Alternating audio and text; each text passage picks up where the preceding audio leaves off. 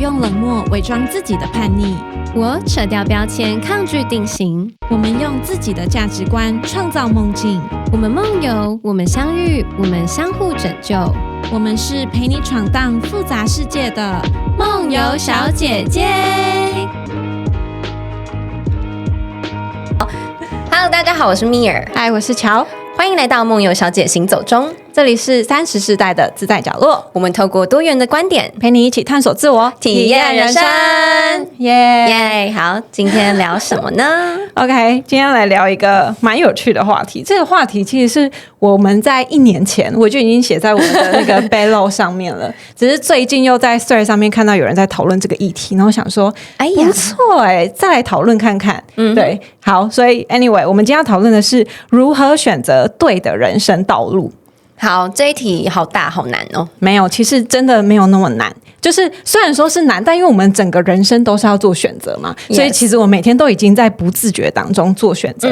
问题就是说，我们从小好像没有被教育到说到底要怎么做选择，我们都被教育说就是要不停的努力，假如说不停的努力考好学校，但是出社会之后就有一种觉得，我突然不知道怎么做选择，因为以前都只是很制式的，就是像你要考会计系，你就是考，然后考出来之后才发现，我不喜欢这个。没有，我不是要考会计系，我是考了之后分数可以上会计系，我就去了。对，你已经是考完出来，是出社会之后才发现，好像不是我要的。对。就突然不知道下一个人生道路的状态是什么。我觉得还有一个问题是，大家有可能不是出社会才发现这不是自己想要，有可能在求学时代就有发现了，只是不知道该怎么做。对，好像没有人在教我们做这件事，就继续念下去。因为我就是我就读会计系，我就觉得我不喜欢，可是我也不知道该做什么，我就继续念了。对，但我觉得你其实蛮幸运的，你算是蛮快就做一个决定，就是说好，我不要做这件事情，我要去下一件你真正喜欢的事情。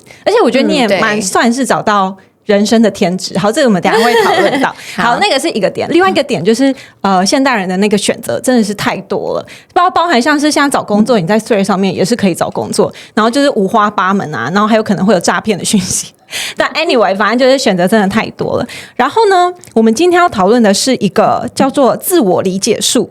它是一个方法论，然后透过这个方法，我们可以找到把自己放在最对的位置上面。我觉得这方法其实还蛮有趣的，只是需要花一点时间。然后呢，它是15个题目，然后我今天跟米尔呢都会互相回答这个题目。天哪，15题好多，录得完吗？可以，我们今天要加速。好，等一下，但这个方法论，我先快速讲一下它的由来。那主要就是它是来自一个日本的一个畅销作家，他写的书，他叫做我看一下，他叫什么名字？八木仁平。对，反正 anyway， 他是一个很聪明的人，他是从一个私立的顶大出来的，叫什么啊？我忘记了。好，但反正他出了社会之后呢，他就突然。他就开始创业，但创业他赚到很多钱之后，他就突然觉得，我突然失去了人生方向。就是他有点像是类似，我觉得可能亚洲都偏这样子啦，就是努力的读书，然后赚钱，然后就突然他就觉得他好像没有一个不知道人生的使命是什么。等一下，他的条件有点高就是出来创业还成功赚了很多钱，但他就是没有，就突然对他其实已经算很顺利了，但重点就是像我们可能还没有到我们要的目标之前，我们都还会有一个方向，但他其实是已经到了他的目标，但他反而不知道该怎么办。但 anyway， 不管是哪个阶段，其实自我理解都是一个很重要的一个人生的。这样什么啊？必须要做的事情，不管是哪一个环节。对，我觉得很多人际关系的冲突都是起因于不了解，可是有些人是连自己都不了解自己，那该如何让别人理解？那该如何解决冲突？没错，对，所以自我理解是一个非常重要的事，是人生必须要做的功课。对，然后呢，他就开始发现了自我理解术，然后他也透过这个方式，就是做成了他其实有一个公司就开始在做这个服务，就是类似教练。那他其实也有出书。那今天这个方法论就是根据他的书里面取出来的。那他的公式呢，他其实有一个公式叫做价值观、天赋跟梦想。透过这3个环节，你就可以找到你的天职。那每一个环节呢都有5个题目，所以呢需要花点时间，没关系。但我们今天一题一题来。好 ，Let's get started。好。第一个价值观主要就是因为你心里最重视什么，然后所以这个价值观它会它的重要程度是远高于另外2个，因为你的价值观就是代表你最在意的就是什么事情，这样。OK， 那第一个题目是你最尊敬的人。好，我们先跟大家解释一下，我们接下来怎么做。我们会这15题，我们会每一题，然后我跟Joe 各自都会回答。好，对，然后我们到时候再总结。因为当你回答完这15题，我们会请对方帮彼此总结一个他们人生的价值观，他们人生擅长的事情，他们人生的梦想是什么。因为自己可能当局者迷，所以这时候可能会需要另外一个第三方去看一下你回答这些题目的内容，然后再帮你总结你的结论。它有几题是需要别人回答，对，其实这个还蛮客观啦，就是你自己觉得跟别人觉得，因为你有时候自己会有一些盲区，所以 anyway， 反正如果你今天也想要加入这个就是了解自己的环节的话，那你也可以拿起笔啊，或者打在电脑上。对，然后记得一定要找一个跟你很熟悉的人去回答这一题，因为很多都蛮深的。对，那你觉得你算是了解自己吗？我觉得某种程度我很了解我自己。其实我觉得我做出来的那个你的核心的那个总结，我觉得就是你就是我觉得你好像其实算是没有什么特别的，就是觉得很惊讶的那种感觉。对，我们之前有讨论过这一题啊，就是你说你在人生中总是会被自己惊艳到，对，就是你就会发现你不曾看过的面向，对。然后我就跟你讲说，我好像比较少这样的感觉，因为我总是觉得我大概知道我是什么样子，我的行为也大概符合我知道的样子去做事。对，所以这就是很有趣。我们2个生活，但是对于生活体验非常不同的这件事情。好 ，OK， 第一题。你最尊敬的人，你要先回答吗？好，我先回答。我最尊敬的人是我爸。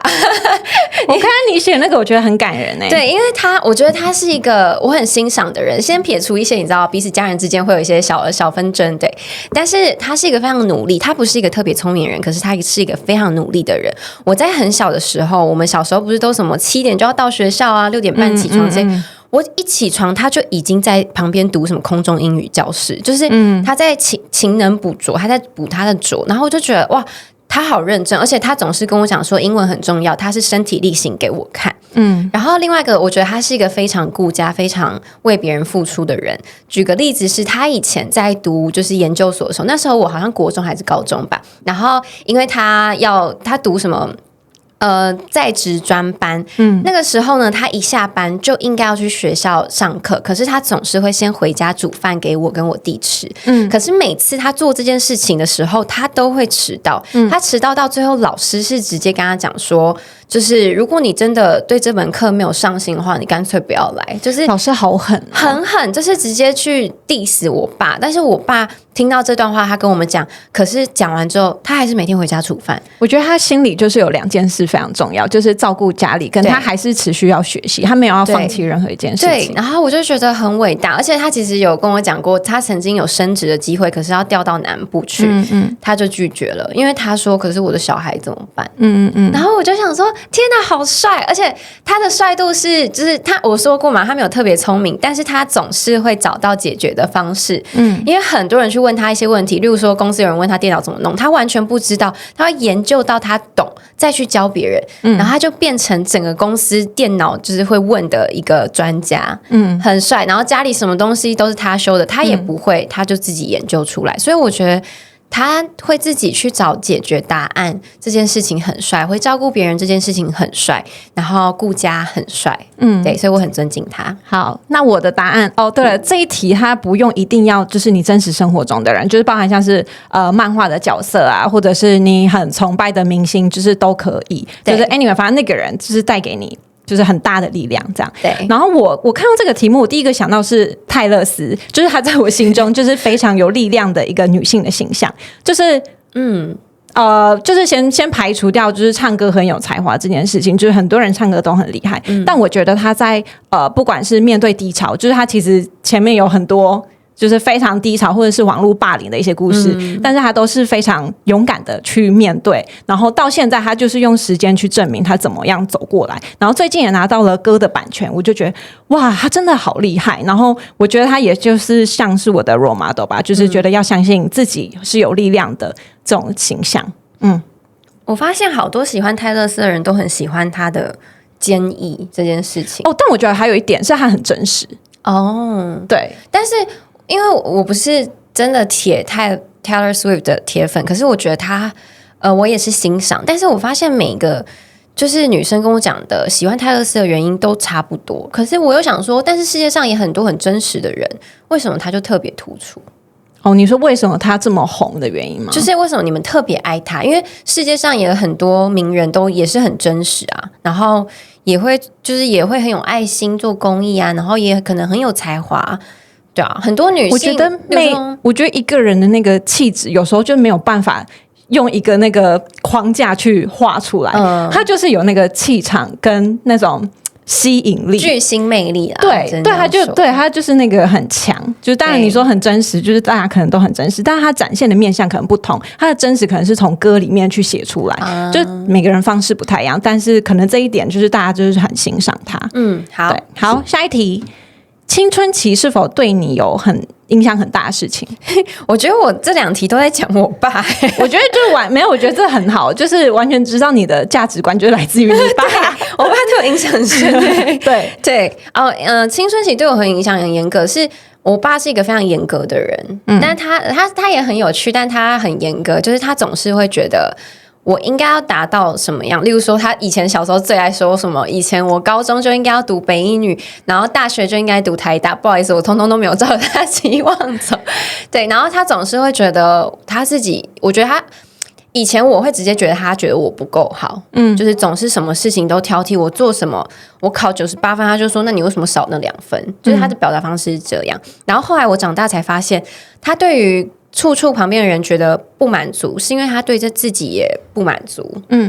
他对自己，他也觉得他自己不够好，所以他才会把这个意向带到别人身上。然后这个对我的影响是，我还蛮常怀疑我自己的，就是做什么事情的时候，我都会觉得不够好，即便已经到了一个别人说，我觉得你不错，就是例如说像我公司几乎达标这件事情，然后大家都会说蜜儿很不错你做得很好，可是我总是觉得没有，我还没有做到我觉得好的地方，然后大家在称赞我这件事情，我都觉得不够好，为什么要称赞我这件事情？就是我总是会觉得自己不够好，就是深根蒂固，然后即便我知道这件事情不是对的方向，这个想法不是对的方向，但我还是会忍不住这样想，有点难以拔除，所以这算是青春期成长对我影响最大的一个事件。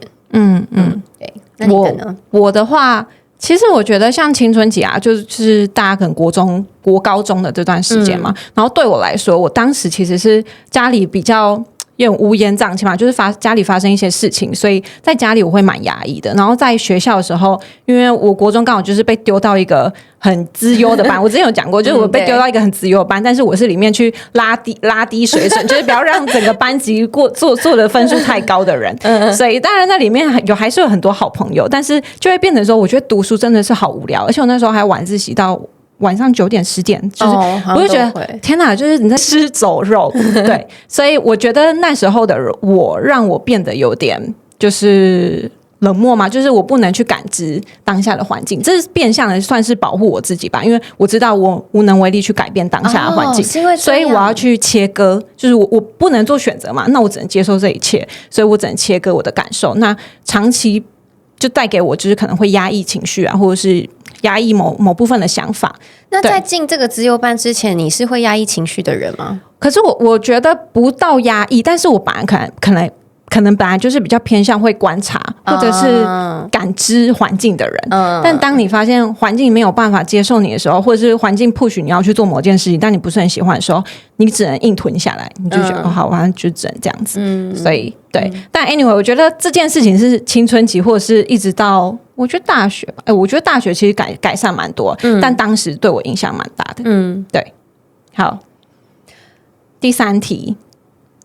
现在社会有什么不足的地方需要改善的地方？这一题我超不懂，为什么要有这一题？这题的原因是因为代表你的价值观，就是好，你先说你的答案好了。好，我的答案就是我很讨厌社会总是会有基本的成功框架，我觉得很喘不过气。例如说，你一定要有钱有权有势，要结婚生小孩，要买车买房，然后你要有什么很多的人脉，就是这件事情已经完全框架了成功的定义。虽然现在已经有超级多不同的声音，超级多不同的自媒体都会出来讲说，成功其实有很多种面向，你自己定义的成功。我知道，完全理解，可是不知道是因为从小环境还是怎样，深根蒂固，还是会有这样的传统观念，然后会用这个传统观念去逼迫自己、鞭策自己，甚至是看不起自己。对，所以我很讨厌社会这个基础框架。我觉得即便现在已经有很多声音了，那是因为可能我们的同温层有听到这些声音，可是其实有很多人也许是没有听到这些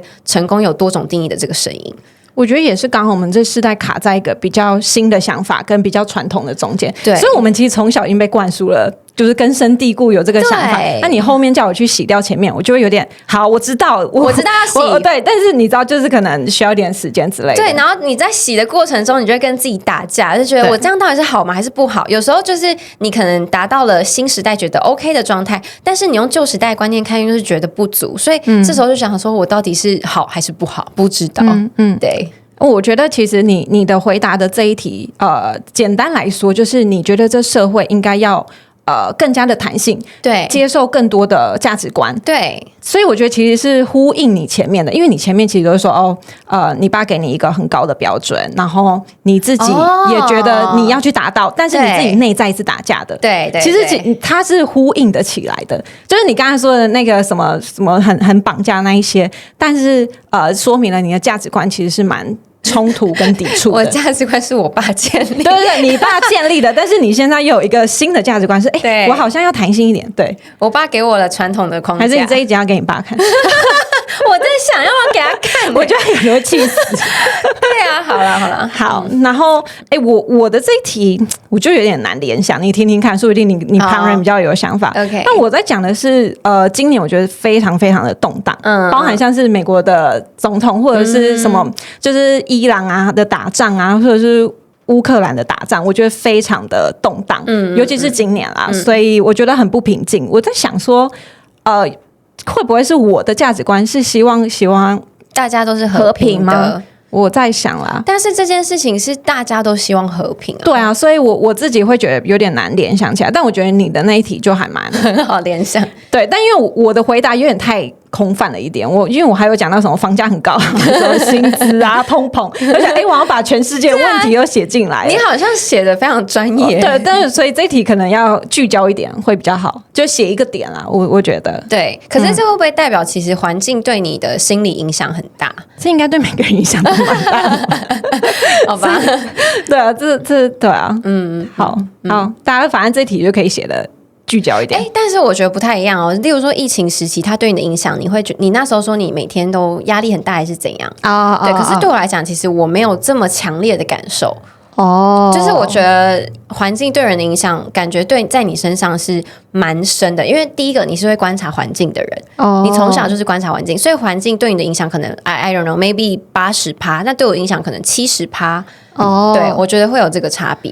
在 COVID 的时候，我真的觉得我自己感觉随时一开门就会死掉，就是像人家那个什么电影，我忘记什么那种世界毁灭的电影，就一开门，然后那个病毒就侵入你那种感觉，我就觉得很可怕。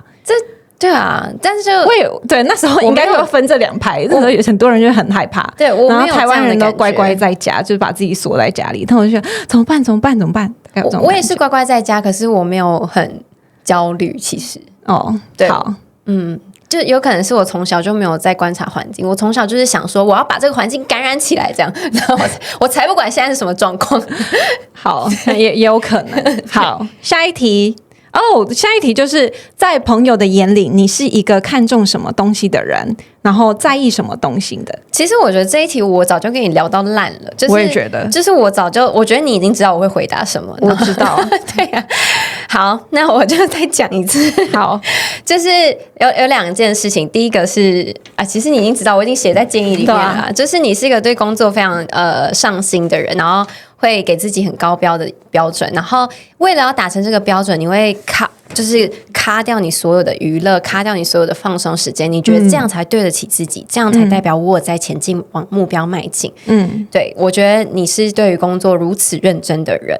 然后另外一个是你在意什么东西哦？我觉得你很在意人际关系的梳理跟远近，就是你很在意这个人在你生活中有没有分量？没有分量，你就不想花心思。就是你的不想花心思是，我觉得你的切法讲浮夸一点，就是0%到100%，就是因为像例如说，我的交友方式是。他可能现在对我没那么重要，可是我可能还是会给他10%、20%的 attention，对。可是你感觉就是0%，好像会有那么一点。对，所以就是你非常在意这个人在你生活的分量有没有分量，有的话你才会花心思。对，好，大概这2个。OK， 好。我先回答你的好了，还是好？我先讲一下，因为这一题啊，我之前给我。就是我在1年前我已经跟我朋友讨论过这一题，是别的朋友，我shout out一下他，是在那个伦敦的世新，然后他就说他觉得你不讲他的名字吗？就世新啊，世新，我以为是世新大学，对，发音同样。Okay. 对，他就说他觉得我很看重男友，或者是其他人有没有上进心呢？对你也是我觉得有，我觉得你有。那时候看到想说，天哪，我真的那么可怕吗？你一直跟我讲说你不严格，可是我说你严格，在某些面向你的确很严格。真的那你觉得我现在还有吗？因为我觉得我以前好像比较对，我以前比较会，但我觉得我现在其实好很多嘞。我现在还无从，可是我觉得去年你还是严格的，因为我只要每次带一个新的对象给他，我会跟他形容，他就会非常严格的检视。不是你那个太抓周了啦，你这个。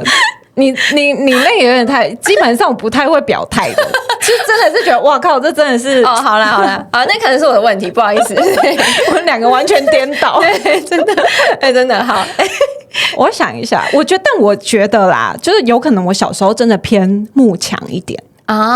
对，某部分可能就是对自己也没那么有信心，所以会觉得另外一半可能要强一点。但我现在好像会觉得我自己就可以做到的话，我好像觉得我们可以一起前进，但我不需要你特别强。就是我们之前远距离那一题就有聊过，所以也算是价值观有改变，我觉得。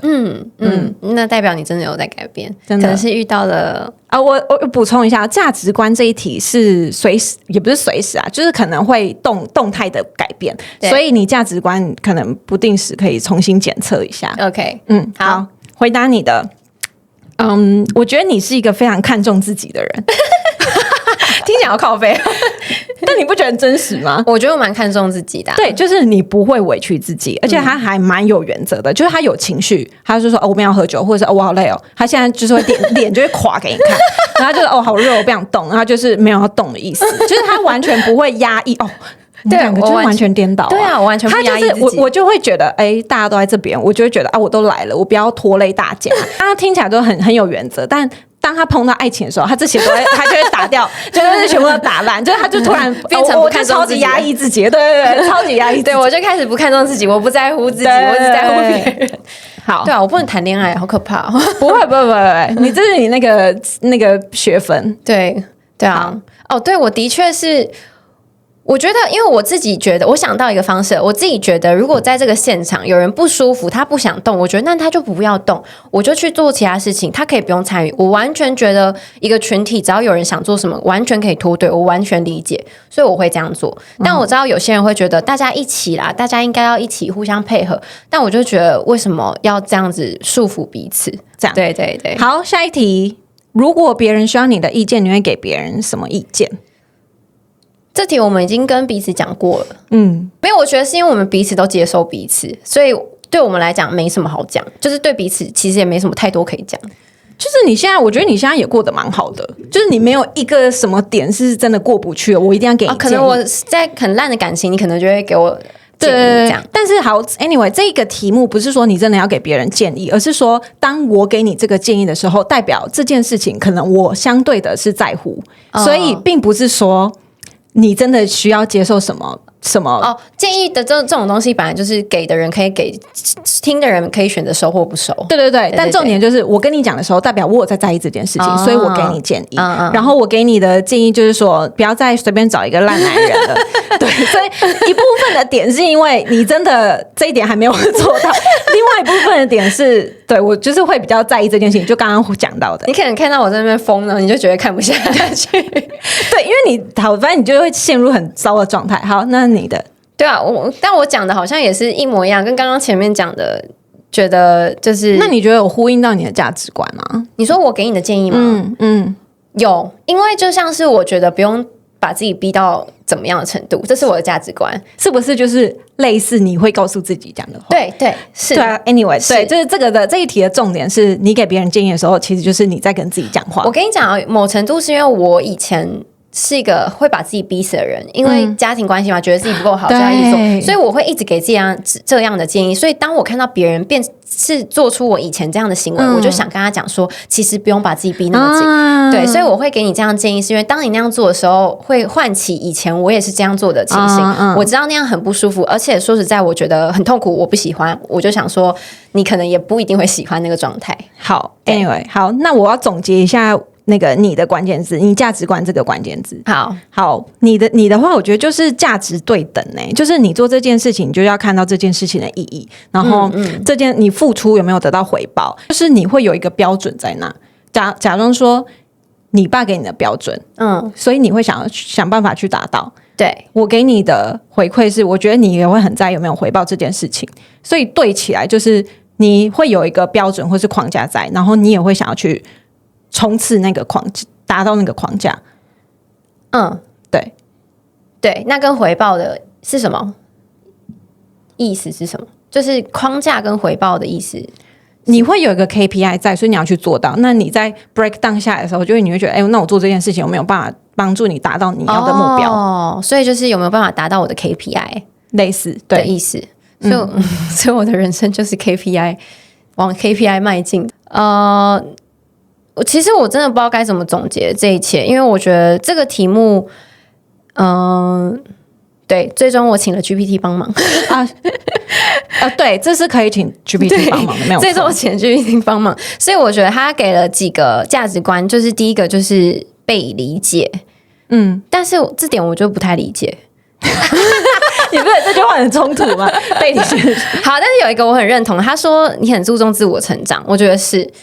就是你无论给你的建议或者是我想对你讲的话都跟自我成长有关系，然后你尊敬的人也是他是一个很有力量，然后很成长茁壮的一个角色，所以你非常注重自我成长。然后另外一个你很欣赏坚毅的人，对，所以其中的价值观就是你觉得一个人要很坚毅，对你来讲这是一个很好的状态，对。我给你2个好了，自我成长跟坚毅。对，我觉得这是你的价值观。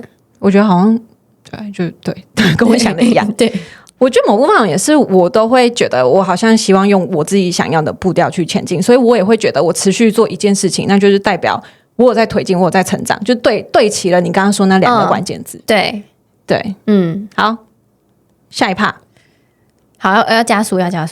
好，第2 part 是天赋。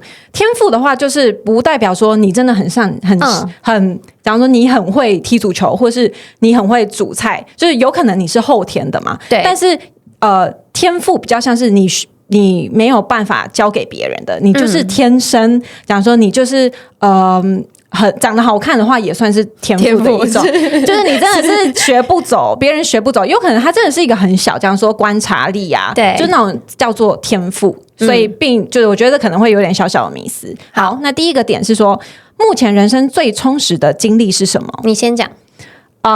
我觉得这题真的好难我也觉得这题超难的。好，但我觉得我说的是去年的经历，就是我那时候大概的状态，我觉得现在回想起来都还算不错。但我说的不错是不是什么大顺的那种状态？至少你做成了一件事，就是对我那时候体验了蛮多事情的，包含像是暴食啊，然后登山啊，打羽球，然后又开始做 podcast， 然后我觉得很充实，然后很快乐。是你说那一年的状态？我现在回想起来，然后那一年又谈了恋爱对，那一年又谈恋爱，所以就会觉得好像就是我觉得对啊，大概是这种感觉，我会觉得很充实。对，好，好，我的就是第一份行销工作，就是在我人生，我其实一直在想最充实有哪些，我没办法总结出一个，真的很难。对，那我只能先从我的职涯开始想，因为我第一次转行销这件事情，就是造就了我以后的职涯的发展。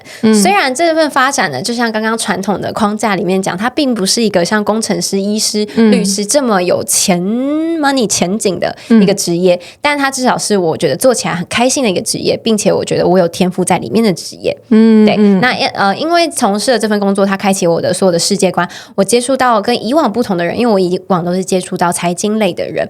对，那我发现原来跟我志趣相投的人，跟我个性相投，或是跟我风度差不多的人，那就会是在行销领域。那时候让我见到了这些。对，好。第二题的话，就是最近一次让你不耐烦的事情是什么？我觉得我有点没回到点上，就是这一题的原因是因为当你很会做某件事情，或者是你比较擅长做什么事情，然后别人不会的时候，你就会不耐烦。这题的用意比较像是这样子。然后我觉得你回答的还蛮好的啊。对，你先回答你的。但是我有一点完全无关我回答的不好。然后我讲的就是我爸打电话来就是发酒疯，然后我就很不耐烦，然后到时候要跟他吵架，所以我没有回答到点上。有可能是你很擅长做情绪控管，所以对于不会做情绪控管的人，你会不耐烦。有可能。对，没有，我自己刚刚随便想到，我也不知道，有可能也可以这样解读。好，对，那你的，然后再来就是我的很无聊我要跟那个 shout out 一下七七。就是我跟七七去报时，然后那时候因为他比较新手嘛，然后他就是上去他不知道怎么报，我们就要跟他讲说你手要放哪里，脚要放哪里，我就跟他讲右脚放哪，他就会给我出左脚。我就是跟他讲说左手放哪，他就给我出右手，然后他就给我左右部分，然后我在下面就很痛苦，然后我就不耐烦了。所以只是单纯说你是没耐心嘛？对，我想说这样是代表我特别会分左右吗？好像也不能身体协调。我不知道我好像。但对啊，就是还是他只是在说明你没有什么耐心去带一个新的人，有可能。对啊，就我可能就是没有耐心跟就是从零开始那边手把手带你这样。对，或者是我每次要找伙伴的时候，我都会跟别人讲说我要找聪明的，这样听起来超靠北，但是。没有，我觉得完全懂，我可以理解。对，因为我是一个很没耐心的人，所以我也没有耐心。我觉得有聪明的人，我会觉得我就不用花这么多力气跟他讲说左手跟右手要怎么分。所以透过这里，你就可以知道你没有办法当幼稚园老师。我没有办法，我没有办法。幼稚园不要找我当老师，这会荼毒小孩子，真的没办法。好，下一题，问周边的人你擅长什么？这是个蛮直接的好，你先。你其实你真的没什么好讲的，你就是很适合做行销，然后点子创意，然后反应力跟互动力都很高的人，所以你就是我老实说，你就已经把自己摆在天职上。那我觉得你以环境来说，你就很适合新创这种完全让你放手去做的一个环境。我也觉得，所以你就是把自己摆在对的位置上，所以你也不用做。什么意思？好，我觉得我觉得你很擅长。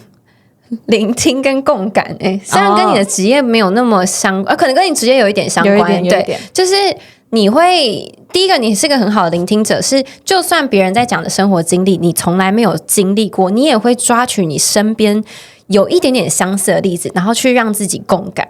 就是我很常跟你讲事情的时候，我讲的那件事情，你明明没有经历过，可是你觉得说我好像懂因为怎样怎样怎样，然后你就讲完全不一样的事情，可是你总是能找到相似点，然后说你懂，然后我就觉得哇，你的共感能力超强。这可能跟 podcast 有关系。假如说在访问来宾的时候，我就会觉得会抓到一个点，那可能也是我的好奇心，我就会想往下问。我跟你讲，跟 podcast 没关系，是因为你以前就这样。对啊，没有，我是说。就是天赋对应到我现在做的事情，对。然后工作上的话，我觉得我很喜欢做产品的时候，我要去洞察别人，就是他们会怎么样做。对，你很会洞察。对，所以你完全像你的工作，就是没有什么框架，然后反应要很快这种，我就会觉得我没有那么适合。就是我可能可以做，但是我会觉得有点痛苦。对，这样我就觉得怎么办？我有点不知道，没有框架，反正不知道怎么办。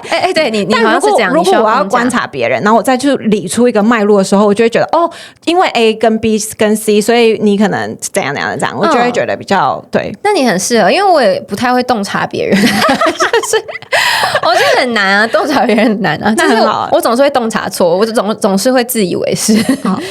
你知道我这个题目，我问我以前的朋友，就是世新，他就说他觉得我很会联想，然后就算联想，就可能跟你刚刚讲有点关系，可能是共感的一部分。就我可能也没有做过那件事情，但我可能会把什么东西连起来，对，会让比较无聊的东西，然后让它变得比较好转译。对。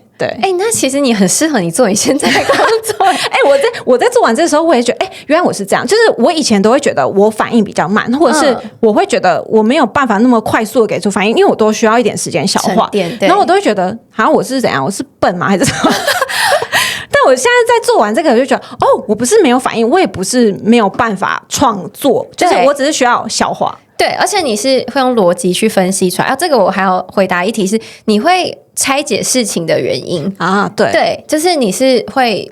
就是很适合慢慢去拆解逻辑，我真的很需要时间对，工作时，所以我就把自己丢到那个洞里面，就开始思考。对，我觉得但你就是那种超快，就是你叫我做什么，我就可以马上给你，然后就是很有创意，然后发想的那一种。对啊，就各有擅长的地方啊。对，但你的事情我就不能做，我可能会没耐心。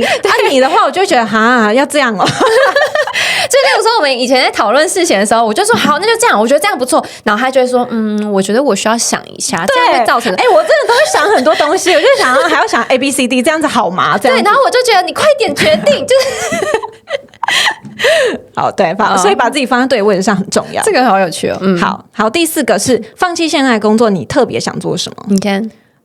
我想花更多时间做 podcast， 然后也想尝试创业，然后我对瑜伽有兴趣，我也想要考瑜伽的师资班，然后如果有钱的话，想要去世界旅行。对，我觉得你回答也是很有那个脉络，对，就是你会有这个方面要做这件事，这几个方面要做这件事。我看一下，我的就直接说我要去海岛国家生活。我看到这边呢，我只是觉得你没耐心写这题目，因为你的前面就是刚刚第一趴，他回我那个文字超长的，然后还回给我个人的那个建议超长，然后到后面就好短哦，我就单纯觉得你只是没耐心。我这题我真的有想，因为我就想说要做什么，那想说以前想环游世界，不然就写这个好了。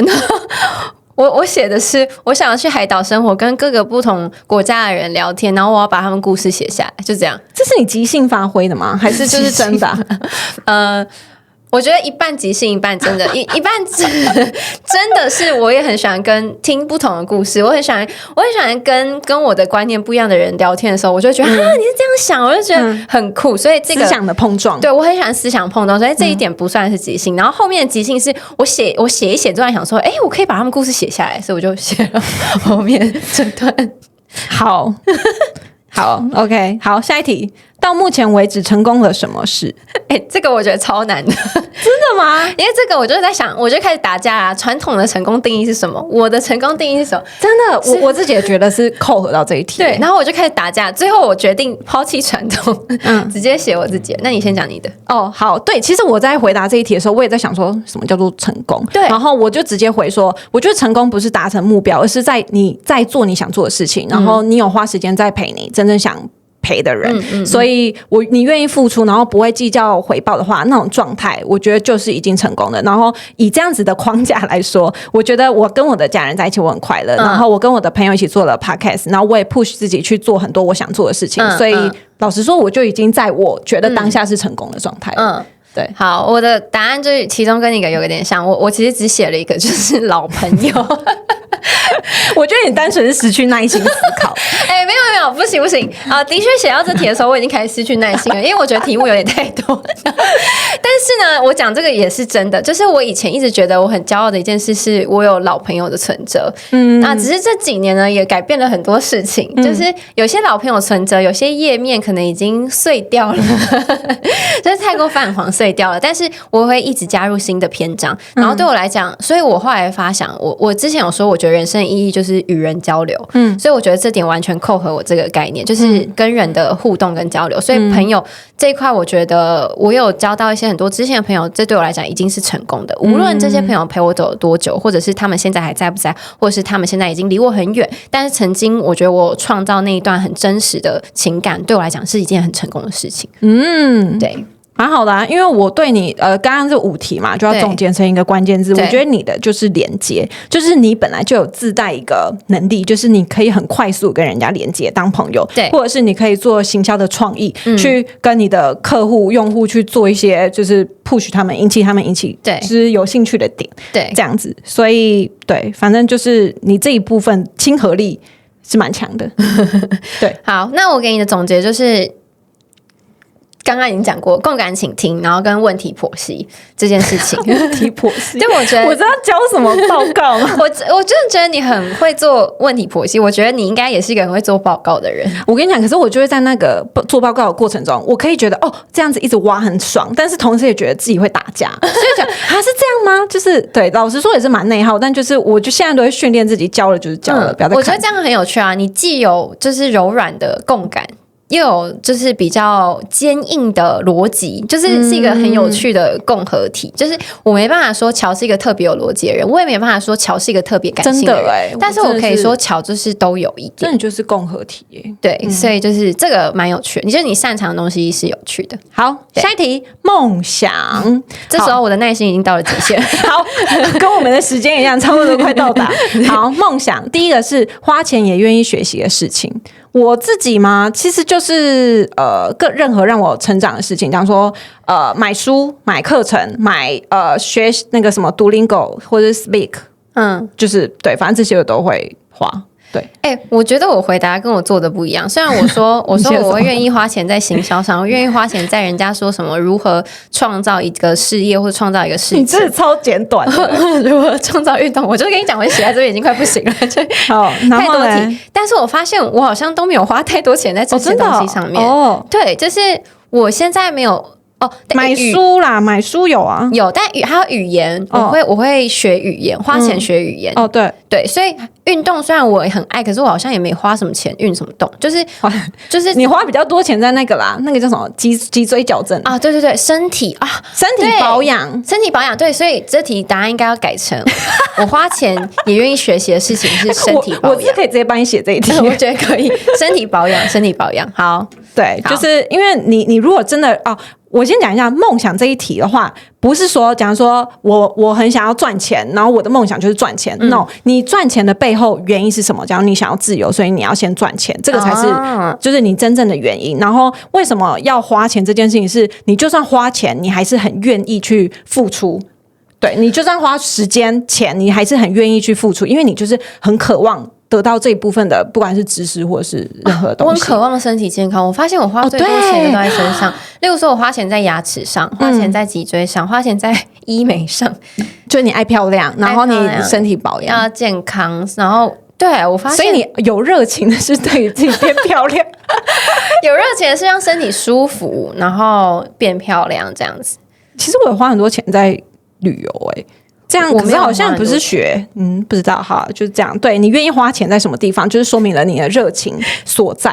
对，我的热情是在身体上啊，蛮好的还不错啊，对自己有更深的认识了吧？对，好，下一题，书架上有什么内容的书？你用总结的，你不要讲。反正就是自我成长啊，或者是那个多巴胺的话是科学嘛，还有一些职涯类型的，比较像是自我探索那型的。对，我发现你应该比较多自我探索，我的比较多是工具书，然后什么商业思维啊或行销之类的。对，所以我其实比较少自我探索的书，虽然我很提倡自我探索。还是我们哪一天交换那个电子阅读器？好像可以但是我的书有些真的有点太硬，连我自己都不一定看得完那就不要看了。是我就不会看了。没有，可是你懂吗？这个很硬，可是我看的时候又很爽。就是我没办法，我可能一次只能看2页吧。对，但是看完就觉得哇，原来是这样啊！就是我会有这样的感觉。例如说像底层逻辑，我就是觉得这本书没有这么好读，可是我每次看完，我那时候看完还打心得给你啊，有，你说你一定要去买这本书，对，我就觉得我还没有买，我在等你借我就好了。我有买，我真的可以借你。好，下一题，有没有什么内容对你人生有很大帮助？我觉得这题好难哦，这题超难的。好，然后我就那边硬想一个，就是我觉得这题我真的写到这题，我也是挺了好久。就是假如说你很在意某件事情，假如说 podcast 或者是正职，但你卡关的时候，这时候你应该要多做一些其他的事情，假如说爬山啊，或是运动，就是让你心情变好，或是你可以成就感提升的一些事情。那这样这些不管是自信或者什么，可以把你原本要做的事情，也可以提升你的那种自信感吗？或是成就感？那你就会觉得，我是加满油了，我可以继续前进的这种感觉。所以是自我成长书对你影响很大，哪一本？他是说有没有什么内容啊？但如果是书的话，他是写我是提到的是《隐性潜能》跟《自主工作不上班》这本书都有提到的。对。我发现啊，我虽然说我比较少自我探索的书，可是对我影响最大的是自我探索的书。你对人生，你，因为我的书可能8:2比重大概是这样，8都是工具书，2是那种自我探索。但工具书对我来讲，我觉得我还是没有很好的应用。我觉得我有个这个 mindset 可能在做事的时候会融入，可是我觉得我应用程度没有到我自己认为的很棒。可是自我探索的书是我觉得我是可以去应用跟理解的。但非暴力沟通法是哪一种啊？它是在讲如何好好沟通，这样算工具书吗？我觉得它算自我探索的书，所以我现在写的这2本都是自我探索，就是要不要多看一点？我觉得好像可以多看一点。对，因为像非暴力沟通法，我之前有分享啊，就是他在说如何去判别哪样的沟通方式是暴力的，以及暴力沟通背后的原因是什么。对，因为我们家是一个很吵闹的家庭，然后我永远都是觉得暴力沟通是一件很痛苦的事情。但是看了这本书，我才发现原来暴力沟通背后有一些原因，在我应该要去透过穿越那个暴力语言，然后去看到他们的需求，这样才会是一个有效的沟通。因为我改变不了就是可能家人的暴力沟通方式，但是我可以改变自己如何看待他们讲的话。对，所以这对我来讲算影响蛮深的。然后另外一个就是觉醒的你，就是让我在低潮的时候发现，如何跳脱这个低潮的思维，去看到背后是什么。我觉得这2本书的共同点都是跳脱表面，看到更深层的东西。对，好，下一题，你有特别想感谢的人或事吗？这个我也写得很短，我觉得我下面都写得超短的。就是我写你耶，对啊，我很感动。你有看到我写你吗？有，我就想说太感动了吧？你是知道我们要录 podcast？ 没有，我是真心的，在当下我是认真写这一题。真的假的？因为我觉得如果只有我的话，我一定做不起来，我一定在那边想东想西，就是那边怎样，我真的很需要一个伙伴一起把我推进。对，而且我就喜欢自己立了一个这样 flag， 我们要做好这件事情，我觉得好，我就一定要做这件事情。所以如果没有人跟我一起做的话，我可能就想说，那好，没人知道算了。可是我没有你，我也做不了这件事啊。Yeah, I know 。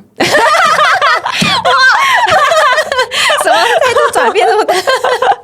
对，好啦，好，大概是这样。那你的，我就是我这件事情是一直在感谢的。我是每个有时候晚上很低潮的时候，我都会感谢一轮。我觉得很无聊啊，就是真的，我是真的，而且我最近还真的有做，就是最近很想我阿公阿嬷的时候，我就开始谢谢这件事。我就谢谢老天爷，我就是让我有我爸爸妈妈，还有我弟弟，还有我阿公阿嬷。我就觉得我在这个世界上我已经很幸福，我是在很有爱的家庭长大，就是即便。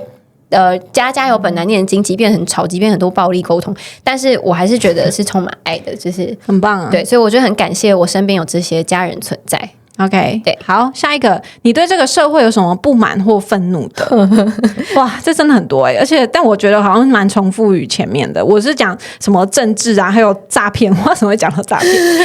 我刚走来路上还有多想到一个，我好讨厌台湾，就是很容易有人抽烟，他就会边走路边抽烟，恨死我超讨厌乱丢烟蒂的人。我就想说怎样，我在后面有活该吸你那个二手烟吗？对啊，然后我就很想要跑过去，但有时候真的有点远，然后那个又一直飘过来，我就很不爽。我很愤怒的东西，我用一个总结是，我很愤怒世界上有极度自私的人所以刚刚那件事情就是抽烟在路上抽烟，然后飘烟就是自私，乱丢烟蒂自私，乱丢垃圾自私，犯罪自私，无论是最近太多什么虐童啊、性侵之类的。然后重点是我最讨厌自私，不只是这些犯罪人，我还讨厌那些执法的人自私，就是他可能因为种种利益我不知道什么关系，然后可能轻判或是怎么样，然后这些很自私的人就被放出来，或者是没有受到什么太大的惩罚。然后这是很大的是这种自私，再小一点的自私就是我恨渣男。就是渣男这件事，你能说他搞不好人品很好，但是他很渣，为什么？因为他很自私。 OK， 对，好，所以好，我们总结一下，总结梦想的部分，你的话就是自由，就是你本来追求的梦想，就是其实你刚刚讲那个海岛的生活，虽然说你可能有点当下有点即兴发挥，但我觉得你内心本来就是喜欢海，喜欢自由，然后不太想要被框架。对，然后你也说你想要花钱做一些艺人的事业，活出自己，所以你本来就是没有很想要在这个框架底下，你想要更自由。对。好，我觉得你的梦想，第一个你也是需要自由的，你其实有崇尚自由职涯这件事情，对，然后再来，其实你无论在写每一题，你都会写超级多面向，所以我觉得你的梦想其中一个就是你需要有多元的体验，就是你需要很多面向的体验，你没办法只做一件事情。对，然后在这些为了要有多元体验，为了要有自由职涯，你会做的事情就是你会持续去学习，所以完全扣合在一起。对 ，OK， 好 ，Anyway， 反正我觉得今天这个15题真的是有点多，而且我们也有点小超时。好，但我觉得如果今天大家想要就是更了解自己的话，我觉得透过这15题，然后可以跟你的不管是另外一半或者是你好朋友，然后一起做这些题目。但会不会像第一趴，就像我们差点要吵架吵起来，我就是不敢保证。因为我觉得你为什么？你这是什么意思？对，我就想说，我很机车吗？我想说，那你要讲清楚缘由，你不可以直接丢一个理由，丢一个结论出来，你必须要有脉络，把这些理由讲出来，我才会被说服啊。但好，不管怎么样，你对这个人，你都看到这个人这样子的面相，但你还是愿意跟他做朋友，不是一件很棒的事情吗？是不是代表他这个人真的已经完全包容你的每一个面相嘞？好啦，就这样，谢谢大家。喜欢我们记得给我们 Podcast 好评，让我们持续支持我们持续下去。以及我们现在有开启就是小小赞助的活动，在我们的Podcast 主页上面，IG 主页上面，大家可以点击链接，请我们喝一杯咖啡。好，谢谢大家，我们下次见，拜拜。